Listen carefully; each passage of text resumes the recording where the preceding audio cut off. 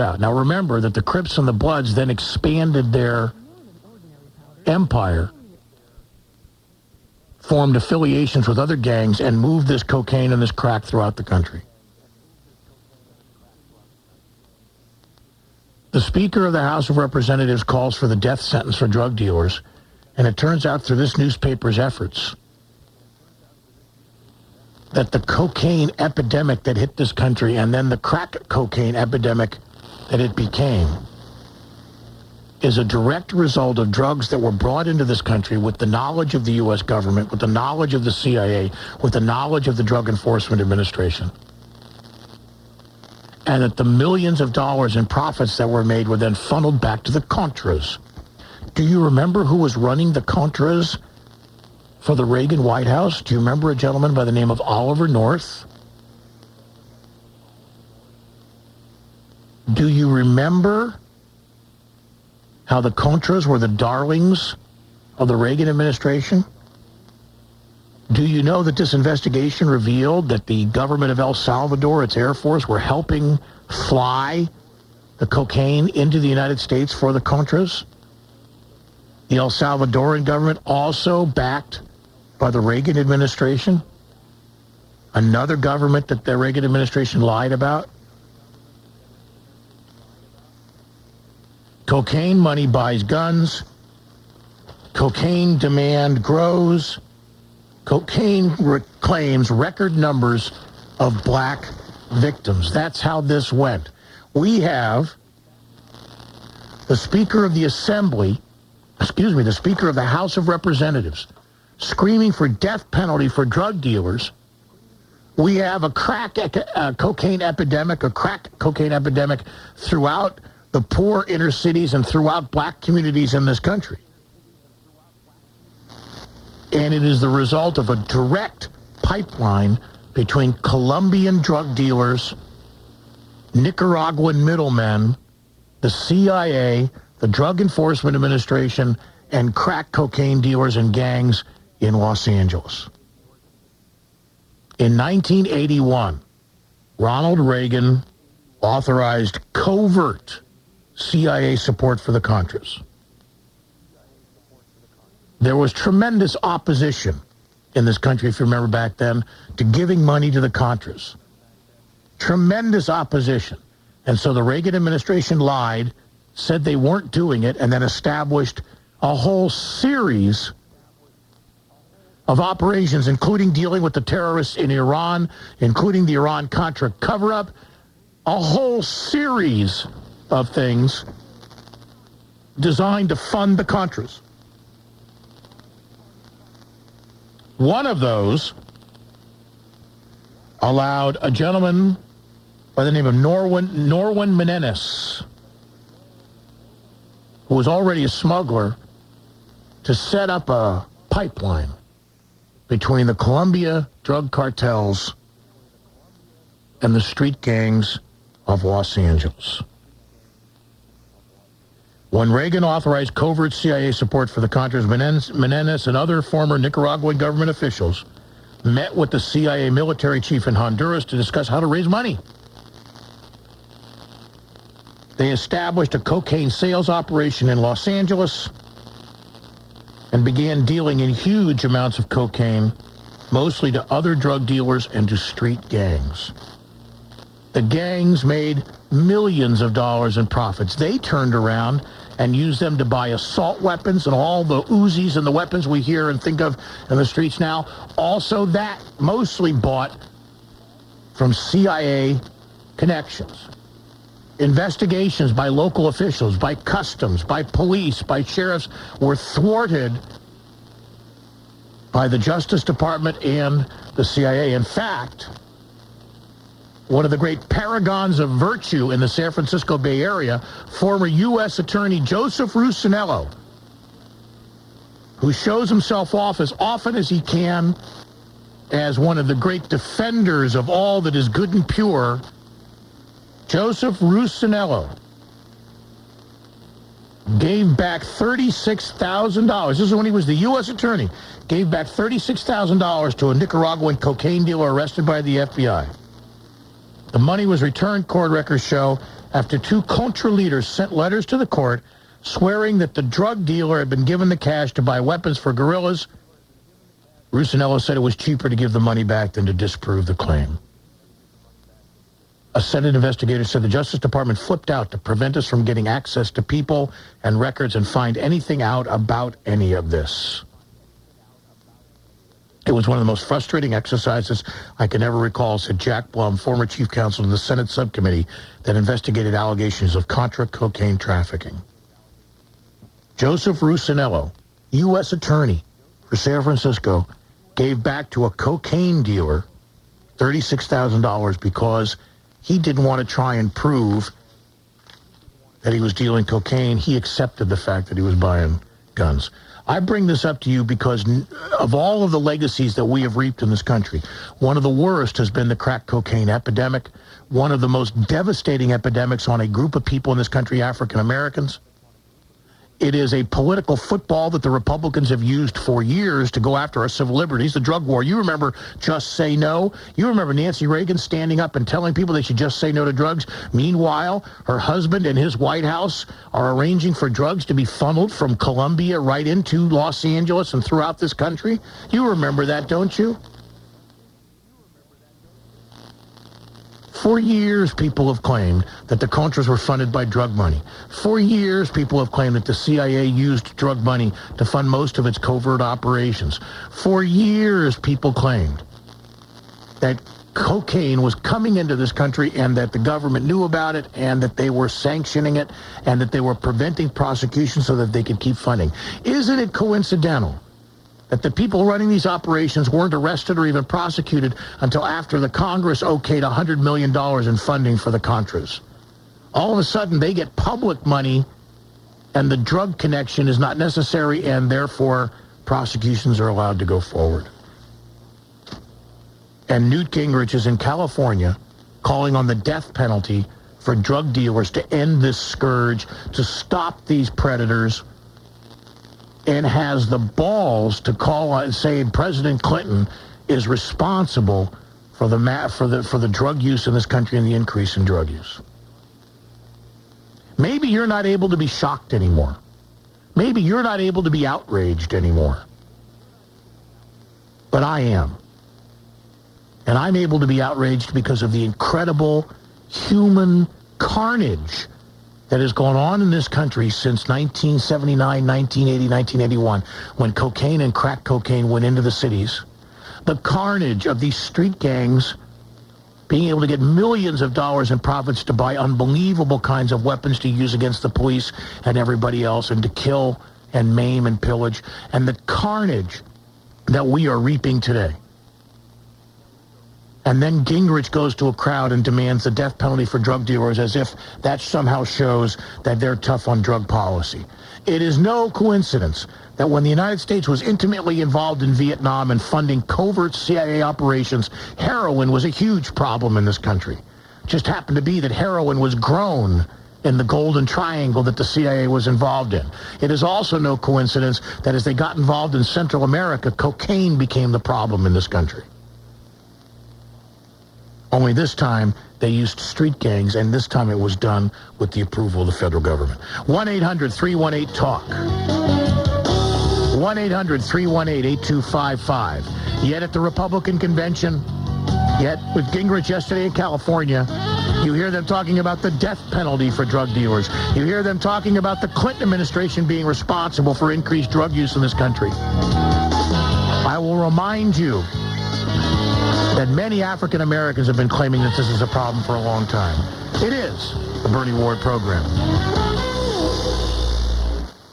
Calling all car buyers. The Giant of the Valley in Auburn Listen to this. has your opportunity this weekend to buy a new Kia Sophia for just $200 a month. Have mercy. Not $400, Forget 300. just $200 a month.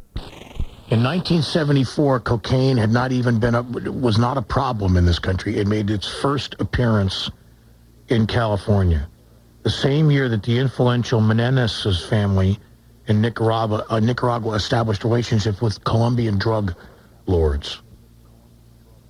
In 1980, this country needed a secret source to fund the Contras.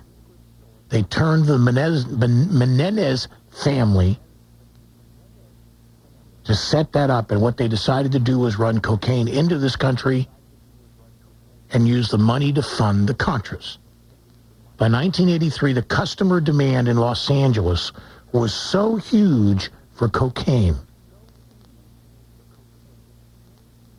that Highway Rick figured out a way to make it even better. He could turn a kilo of powder cocaine into 3 or more kilos of rock cocaine by adding an anesthetic called procaine in a process known as blow-up. His drug network then began to expand to other states.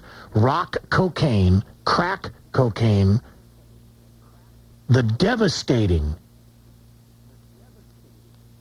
kind of cocaine, was invented in Los Angeles because they had created such a demand for cocaine that they couldn't meet it, and they could now cut a kilo of powder into 3 kilos of crack.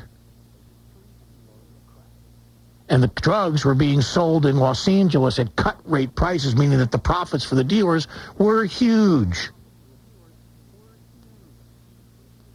And then they expanded their network around this country. All of this sanctioned by the U.S. government, all of this done to fund the Contras, all of this done without any public debate against the will of Congress. Congress was stopped from investigating this.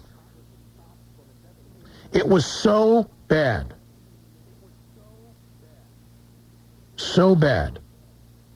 that Norwin Menendez, ran his operations from the San Francisco Bay Area.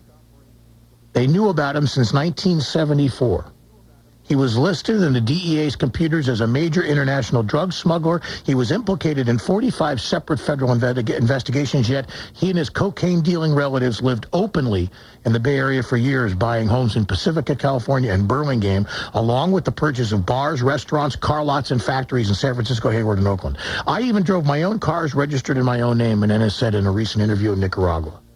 This guy is a major international drug dealer identified by the DEA. He's driving around in his own car registered to his own name. He's buying factories, bars, and restaurants. He and his relatives are buying homes, etc., all in the open, all public. And he never served a day of prison in the United States of America. Malcolm in Concord, New Hampshire, welcome to the Bernie Ward program. Yes, good morning or good afternoon. It's afternoon up here. Hi, Malcolm. I guess it's morning where you are. It is. Okay. I've been listening to you for quite some time, Mr. Ward, and I got the inkling, maybe I'm wrong, but that you are a Mr. Clinton supporter. As of now. Okay, sir. All right. Now, I just, you know, the story you're telling, as I told the lady when she, what I was going to talk about, you're exactly right. But, Mr. Ward, you're not going far enough, sir. And I'll tell you why. The idea is, where did the planes land in the United States? You're not telling that. They landed in Arizona and New Mexico, and the investigation here shows where they landed. No, they did not, sir. Yes, they did. They didn't land in Mena, Arkansas. They did, Mr. Ward. No, they did not. This investigation shows... You are supporting Mr. Clinton. This investigation shows that that is not true. And by the way, they didn't need him in Mena, Oklahoma at that time. This is an operation run by the Reagan White House and then by the Bush White House, coordinated by Oliver North. The end product is that our cities were flooded with cocaine and African Americans were hooked. It is the Bernie Ward program. Arkansas was going to come up because that's the classic answer everybody says. In front of me is the map of the pipeline, how the Colombia cocaine cartels made the California connection. Here they are.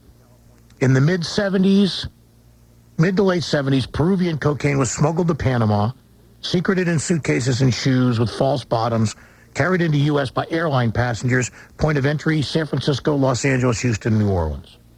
Late 70s to 1983, cocaine from the new Cali cartel was loaded onto freighters owned by the Grand Columbia Line. The freighters were offloaded in the ports of Los Angeles, San Francisco, Portland, and Seattle.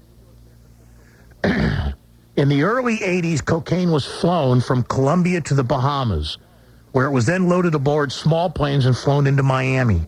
From there, couriers would take it to California aboard commercial airliners. And then here's the kicker. You want the kicker? This is the one that'll kill you. As part of the Contra supply operation, Salvadoran Air Force planes would fly to Colombia, load up with cocaine, and land at a U.S. Air Force base in Texas. Dealers would fly the money out of the U.S. aboard commercial jets to Costa Rica and Honduras.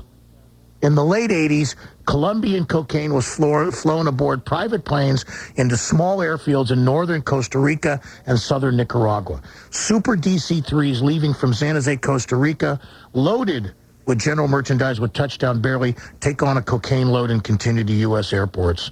And finally, in 1990 and 91, small Colombian planes flew to a remote airstrip in La Rosita, Nicaragua, and cocaine in La Rosita, Nicaragua. And cocaine was unloaded into Army transport trucks, which were driven to Managua.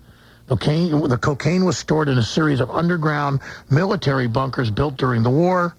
Mercedes-Benz autos were exported from Miami to the port of Rama, driven to Managua, cut apart, filled with cocaine. The cars were loaded onto transports and driven north to Los Angeles and San Diego. That's how the cocaine was getting into the country. The most egregious being that they flew Salvadoran Air Force planes into an Air Force base in Texas. The cocaine was offloaded and then spread throughout this country.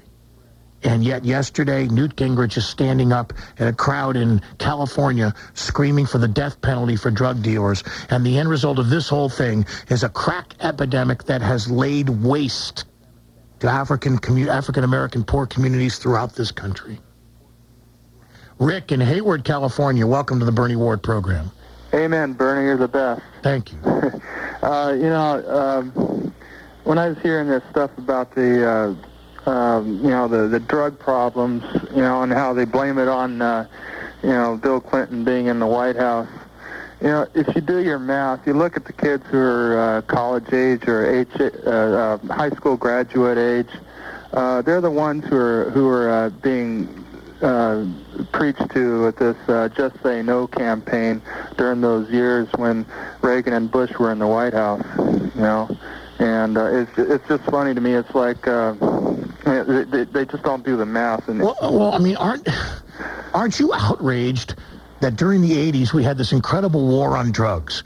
They invented laws in which your property could be taken even though you're not convicted of a crime. Absolutely. They forced people to take drug tests to prove that you're innocent, and you're guilty until you prove yourself innocent. Yeah. They assaulted our civil liberties. They passed laws that said that you could use warrants, and even if the warrant was wrong, you could still use the evidence. Yeah, that drives me nuts. And all the time that they're running this war on drugs, it's the American government that's allowing the drugs to pour into this country. It's just crazy, and I've always been one and especially in the last several years, I've always been one to believe they should legalize it, regulate it, tax it, put the money towards curing it, and you'll go a lot further into curing this. That's a different debate. Right now, for years, it's been bothering me, this whole epidemic of cocaine and the fact that we were in Central America at the time.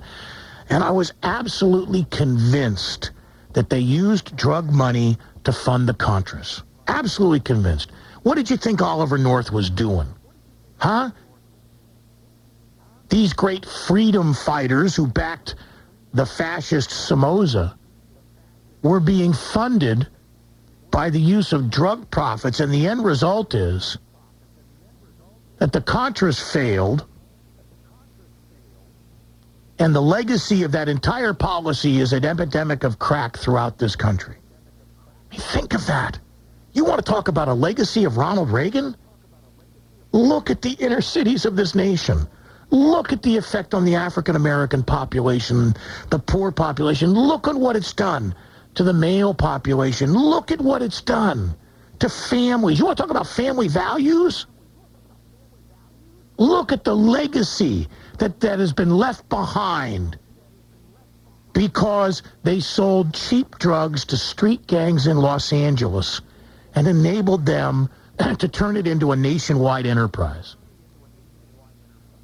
Look at the legacy of carnage and death and drug addiction and hopelessness that is the result of a policy to fund the Contras on the basis of illegal drug money. Vince in Lake Oswego, Oregon, welcome to the Bernie Ward program. Hello. I just wondered, I get the opinion that you are a Democrat. Sometimes. Do you believe that President Clinton always tells the truth? Nope. Do you believe Hillary Clinton always tells the truth? Nope. Well, what I was wondering is now, I thoroughly agree that our drug problem is much worse than it's ever been before.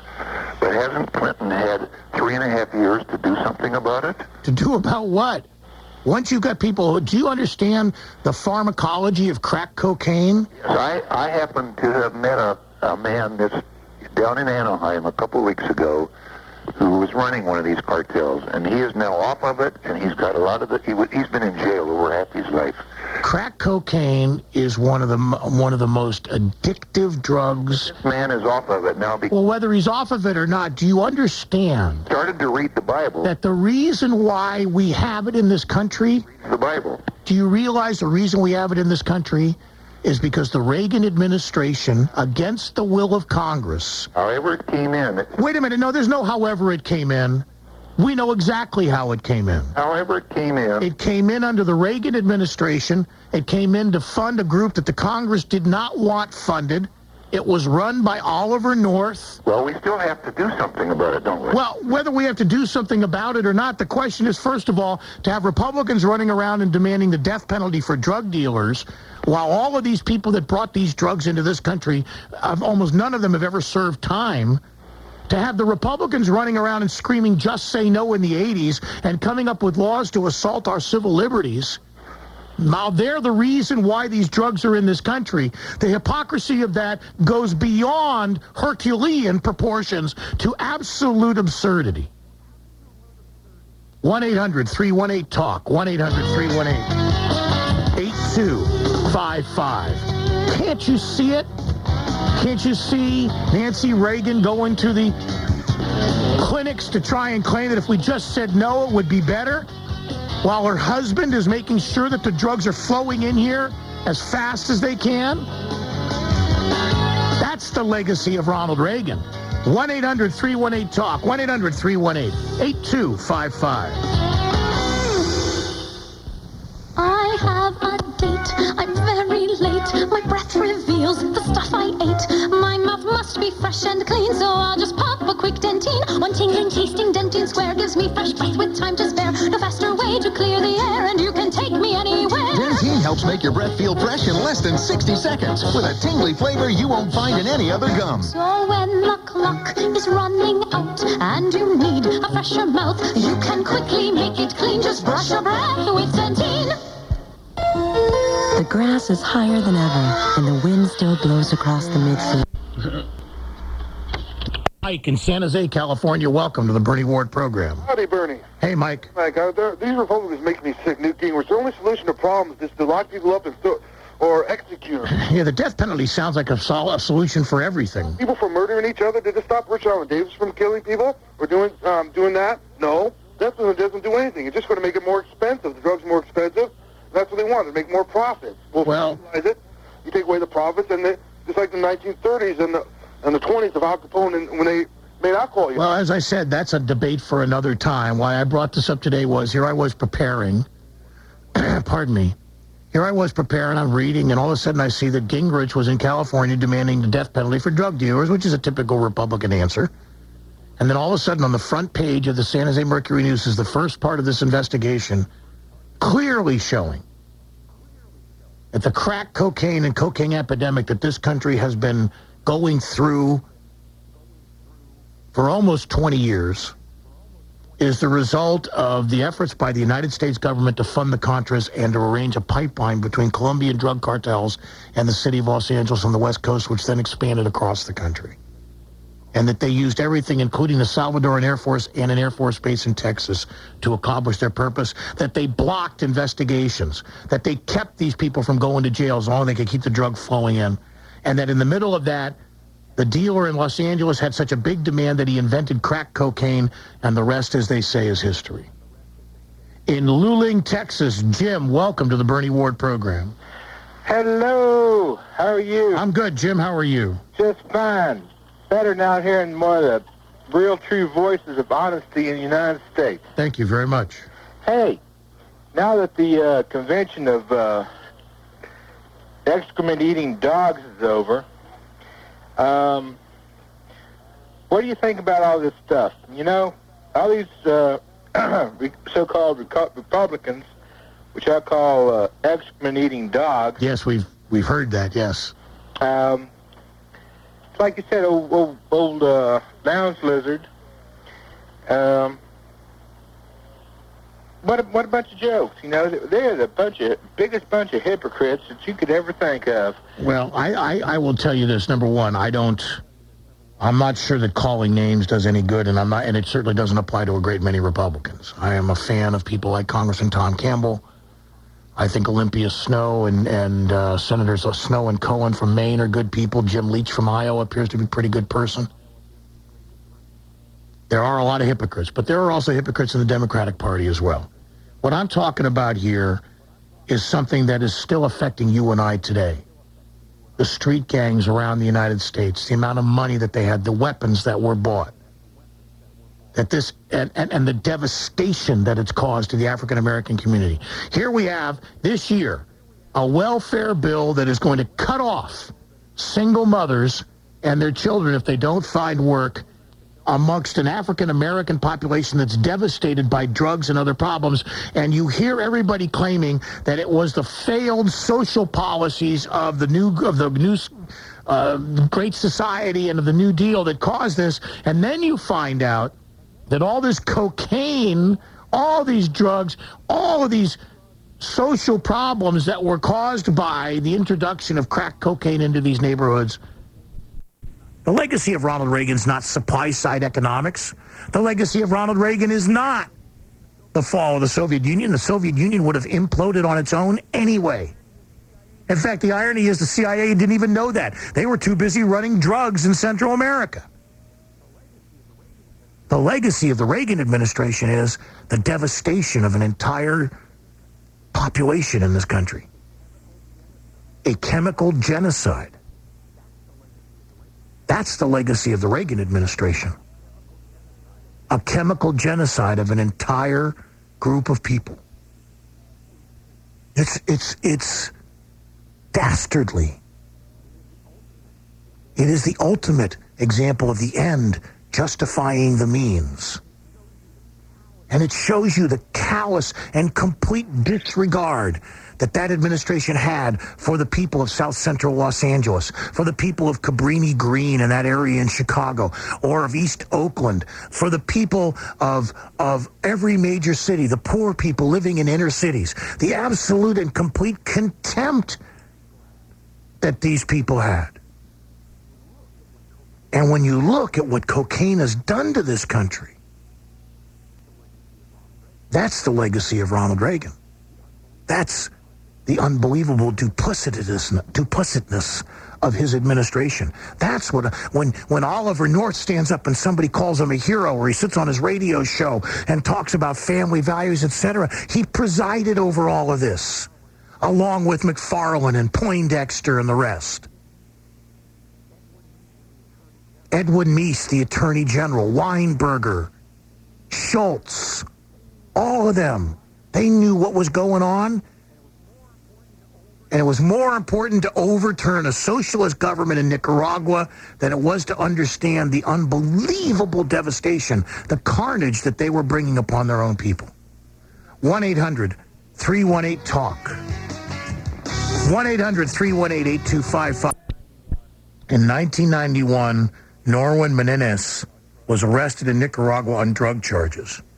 The judge in the case expressed astonishment that the infamous smuggler went unmolested by American drug agents during his years in the United States. Quote, how do you explain the fact that Norwin Menendez, implicated since 1974 in trafficking in drugs, has not been detained in the United States, a country in which he had lived, entered, and departed many times since 1974, Judge Martha Quezada asked during a pretrial hearing. Quote, Well, that question needs to be asked of the authorities of the United States, said Menendez's lawyer. How does a guy who's identified in 1974 as a major league drug dealer live in this country for another at least 10 years, more than that, without ever being touched by anybody? How do you do that? Meanwhile, hundreds of millions of dollars of cocaine are flowing in through the pipeline that he set up. Diane in Boston, Massachusetts, welcome to the Bernie Ward program. Hello, I'm so glad that you're talking about this today because I have something very special I think you should get. A while back, a woman called you and told you to get a book by a man named Gene Lyons called Fool for Scandal. Right. This week, I don't know if you get a magazine called the New York Review of Books. Gene Lyons is in the New York Review of Books for the latest edition, which is August 8th, 1996. And in it, he takes on this whole Nina, Arkansas story, which is coming from that book, Partners in Power by Roger Morris. By the time you finish reading this, you will completely understand that the entire book is nothing but a lie and that Roger Morris is less than a human being. This whole story about Nina, Arkansas is based on the claims of only 3 men. Are you listening to me? Uh-huh. L.B. Brown, Roger Perry, and Larry Patterson. Wait, wasn't L.B. Brown the guy who did the Willie Horton ad? Yeah, but it gets better than this. This entire book is written by 3 men who were fired by Bill Clinton, sued Bill Clinton, were examined for their charges, later retracted them. They then told the London Sunday Telegraph that the White House had called them after Vincent Foster was killed. This has been investigated. Alphonse D'Amato called them to testify about Nina, Arkansas, and Vince Foster, and they refused to testify, claiming that they didn't want to repeat their story in public. And D'Amato apologized to the Little Rock governor's mansion for ever believing their lies. And these are the 3 men. Well, I will go get it, and I'll look at the New York Review of Books, but the bottom line is this. If they could have proved Nina, Arkansas, they would have proved it a long time ago. Bottom line. If they had it, and if they had it now, they'd trot it out now without any trouble whatsoever. That's the bottom line. And until they do, I don't buy it. And certainly this investigation by the San Jose Mercury News doesn't even come close to that. Sherry in Walnut Creek, California, welcome to the Bernie Ward program. Hi, Bernie. Hi, Sherry. Before I get to what I was going to say, I hate that when people say that, but I heard the best comment on the Republicans. They use the Constitution like a loose leaf binder. Constitution like a loose leaf binder. I like that. Yeah, it came from, I think, a Rosenbaum in the New York Times. I like that. Isn't it? It's true. Yeah. They said that they've wanted to amend, and during the Republican administration, this last one, since 94, have wanted to amend it 78 times. Yeah, and in their platform, they've got at least 7 amendments to the Constitution. 8.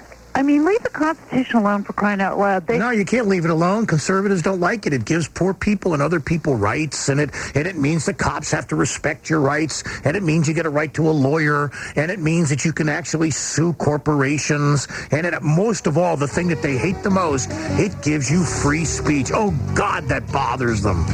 It bothers them that somebody would use it to put naked pictures out. It bothers them that people write political diatribes with it, etc. I didn't think I could be shocked or outraged, but I have to tell you, this whole thing on this drug thing has just sent me over the side. It is the Bernie Ward program. As we took a break, I came back to one other thing, and it is not an issue that I have brought up, but it is an issue that has been brought up by a number of leaders in the African-American community. And that is that the devastation of the crack epidemic in those communities was not an accident. That yes, they wanted to fund the Contras, and yes, this was a way to effectively decimate a very important component of their opponents, the Democratic Party, and that was the African-American vote, which they weren't getting anyway. And so they dump cocaine into South Central Los Angeles. They sell heavy-duty weapons to the street gangs. And then the monster gets out of hand and they can't control it anymore. And spreads throughout the country. Or maybe that's what they expected to happen. A number of African-American leaders in this country have suggested that the drug problems, particularly the cocaine problem in their communities, was a problem that was inserted. That was a problem that was brought in from the outside. And certainly this investigation, if you want to read this, if you're a computer, get a hold on the net of the San Jose Mercury News, and it's on their front page. If you are able to get the San Jose Mercury News, get a copy of it. This is the first of 3 parts. And they lay it out far more eloquently than I can. And they just leave you with absolutely no doubt about the connection between the Reagan administration wanting to fund the Contras, the use of these Nicaraguan drug smugglers, and the pumping of a huge amount of cocaine into the United States, the profits of which were used to fund the Contras. Stephen in El Paso, Texas, welcome to the Bernie Ward program. Hello, Bernie. You certainly were not kidding about Republican politicians want to take away more of our constitutional liberties, and they want to take away our privacy, and they want to turn America into more of a police state. But were you aware that Harry Brown, the Libertarian candidate, he says the war on drugs is a total failure, that government can't keep drugs out of the country. It can't even keep drugs out of the prisons. Yeah, that's always my line. My line is if they can get, if in the biggest maximum security prisons in this country, they can get drugs. Harry Brown wants to end the insane war on drugs, which will take the criminal profit out of the illicit drug trade and bring peace to our cities once again. And it's on Harry Brown's first day in office, he would pardon everyone who has been convicted of a nonviolent federal drug offense, to empty the federal prisons of marijuana smokers and others who are no threat to society, and make room for the truly violent criminals and other thugs who escape prison through early release or plea bargains.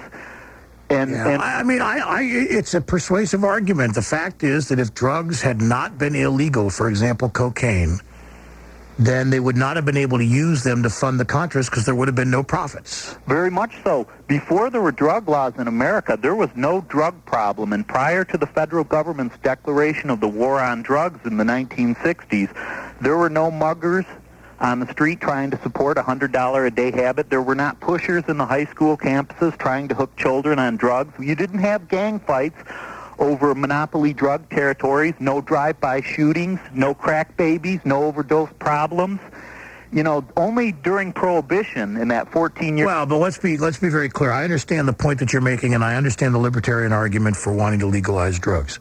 But let's understand, when we start talking about crack babies, when we start talking about the devastating impact of cocaine in this country, we now have a direct link between the Cali cartel, drug cartel in Colombia, Nicaragua, into the United States, with the profits flowing in reverse order and going to fund the Contras. And who knows where else that money went? We have cocaine flooding into this country with the approval of the CIA, the DEA. The Clinton administration seems like it's a prerequisite to get into the Clinton administration that you had to be a illicit drug user during the 80s. It may have been, but I'd still like to know your reaction to the Reagan government opening up a drug pipeline and funding the Contras with it. I think we lost them. It's an interesting argument, isn't it? You ignore the fact that the Reagan administration ignored federal drug laws, conspiracy laws, drug dealing, and all the others. You ignore the fact that Salvadorian Air Force planes are landing at an Air Force base in Texas. You ignore the devastation caused in the black community by crack cocaine, and you focus on the fact that some people in the Clinton administration smoked dope or used drugs. Amazing. Russ in Seattle, Washington, welcome to the Bernie Ward program. Yes, Bernie, I wanted to thank you for saying what you're saying today about something most of us have known about for many years. I have one thing I want to make a note of, and that is that it seems to me that the Contras in Nicaragua were interested in backing the corporations like United Fruit and so on that were trying to put a stop to any kind of labor relations in that country, which of course then would have raised the wages to a reasonable amount, which of course had to be stopped. The Reagan administration was willing to devastate communities in this country so that the Contras could get their country back, so that they could then reinstall another right-wing fascist government, etc. I mean, it's amazing, and I will tell you that what this information today from the San Jose Mercury News is going to convince a number of black leaders that they knew exactly what they were doing when they dumped all these drugs into South Central and into the black community. It's going to convince a lot of them. Bobby in Indianapolis, welcome to the Bernie Ward program. Hi, Bernie. Hey, Bobby. I'm so glad I ran onto your program. Thank you. You'll have to excuse me. I'm kind of nervous. Oh, please don't be. The fact of something called mass genocides amongst my people, because this is not uncommon amongst the society's politicians and decision makers as to when they want to make a profit. They have to pick a group of people that they can afford to victimize and manipulate. Well, as I said, that is an accusation that has been made by some African American leaders for a long time. They have argued that their community was targeted. They have argued that the drugs almost all of a sudden appeared in their communities. And if you believe the San Jose Mercury News, that argument's pretty solid. The drugs really did appear in those communities as this pipeline was set up and as they poured more and more of them in so that they could use the profits to fund the Contras. As a result of what they've done in this level, they've made it possible for themselves to stay extremely financially clout. Right here in this community that I live in, Oak Park, we've watched a large law school develop, taking over blocks and blocks of what had once been a predominantly black community, their own meat markets, clothing stores, all types of amenities that were just right in the community. You could walk and acquire anything you needed, pharmacies, beauty shops, and hospital that is just stretched on the other side of us. And ultimately, the more they forced this drug into my community, the more my community broke down financially, and these institutions could just buy up and buy out everything they wanted here. Well, let's remember that the drug wars were used by the Republicans for political gain. The drug wars were used, and the whole devastation of the black community was blamed on liberal social programs, and that was an excuse that was used this year to cut back on welfare. We've heard William Bennett and all these people standing up and decrying the destruction of the black family, and now we find out that a great deal of the crack cocaine and the drugs used in inner cities, heavily populated by blacks, got into this country, at least started through a pipeline opened up by the Reagan administration. Now, maybe that pipeline is closed now, but once you've got people hooked, they will find a way to get the drug. Well, you have not only the ones that find a way to get the drug, but the persons that have been accustomed to the clout of the financial gain. Yeah, and you've got the whole... going to give it up at this point. That's right, and you've got the whole question of people looking in their community and seeing that the people that are successful are selling drugs, involved in drugs in some way, shape, or form. You have a situation where African-American men have a very real possibility of not reaching their 30th birthday. You have hopelessness, powerlessness. And if you think about it, prior to about 1980, you had never heard of the Bloods and the Crips. There hadn't been that many drive-by shootings. You certainly did not have the incredible amount of money to buy the weapons and all the other things necessary to turn this into a real war and to devastate the community at the same time. Lisa in Lake Oswego, Oregon, welcome to the Bernie Ward program.